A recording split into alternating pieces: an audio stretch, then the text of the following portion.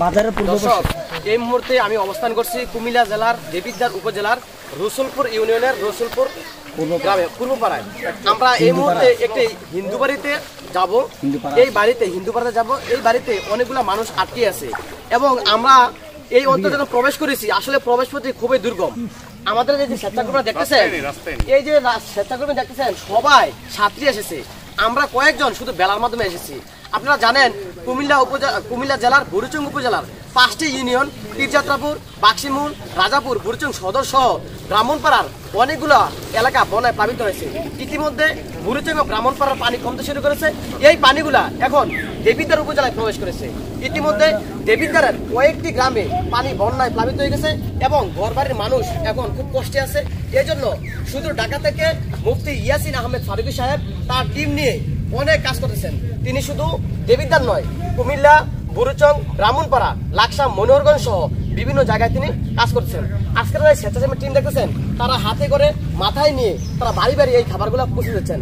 আরেকটি গুরুত্বপূর্ণ কথা হচ্ছে সেটি হচ্ছে শুধু এখানে দল মত নির্বিশেষে শুধু মুসলমান নয়, হিন্দুদের বাড়িতে সহ খাবার পৌঁছাচ্ছে।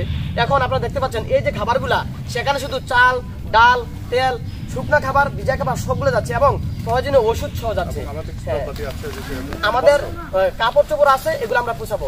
এখন শুধু সংক্ষিপ্ত আকারে একটু কথা বলবেন মুফতি ইয়াসিন আহমেদ ফারুকী সাহেব, যার তত্ত্বাবধানে এবং যার কারণে আজকে আমরা এই পর্যন্ত এসে পৌঁছেছি। জি আলহামদুলিল্লাহ। আমি আসলে শুরুতে স্মরণ করে দিতে চাই যে রাসূল কারীম সাল্লাল্লাহু আলাইহি ওয়াসাল্লাম আমাদেরকে বলেছেন, হাদিসে পাকে এসেছে যে একজন খারাপ মহিলা একটা কুকুরকে পানি খাওয়ানোর কারণে আল্লাহ তাকে জান্নাত দিয়েছেন। আসলে একজন মানুষের মর্যাদা অনেক বেশি, সে হিন্দু হোক, মুসলিম হোক, বৌদ্ধ হোক, খ্রিস্টান হোক, যাই হোক।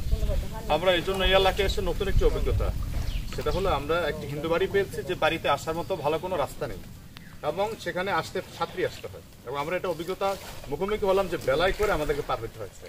তো আমরা এই জায়গাটাতে এসেছি, অত্যন্ত কষ্টের কাজ। তো আমরা কাজটা পরিচালনা করছি এভাবেই যে আমরা নিজেদের একান্ত উদ্যোগ, মানসিকতা আর পাশাপাশি আমরা অন্যান্য ভাইদেরকে বলা, ওদের সহায়তা, নিজেদের পরিশ্রম, সহযোগিতা এবং সময় ব্যয় এবং এই কষ্ট করে আসার মানসিকতা এবং আল্লাহ তাআলার অশেষ রহমত থাকলেই আমরা একজন আরেকজন মানুষের পাশে ভাবে দাঁড়াতে পারি। আমরা কার্যক্রম পরিচালনা করছি, যখন যে অবস্থায় যাচ্ছি ওই অবস্থার জন্য আমরা প্রস্তুতি গ্রহণ করছি।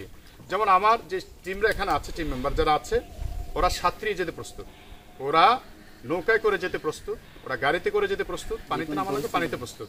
কারণ আমরা পানিতে দাঁড়িয়ে আছি, আমাদের কার্যক্রম সামনের দিকে যাচ্ছে ইনশাল্লাহ। আমি লাইভে যারা যুক্ত আছেন সকলকে দোয়া করার জন্য আহ্বান জানাবো আপনার মাধ্যমে এবং সবাই আমাদের জন্য দোয়া করবেন, দেশবাসীর জন্য দোয়া করবেন। এটা আমার বক্তব্য। আমাদের কার্যক্রম শুরু করছি ইনশাল্লাহ।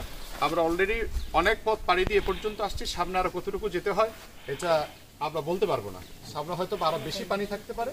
আমরা আপাতত এই পর্যন্ত রাখলাম। ইউসুফ শান্ত, বাংলা টিভি নিউজ, রসুলপুর, দেবিদ্বার, কুমিল্লা।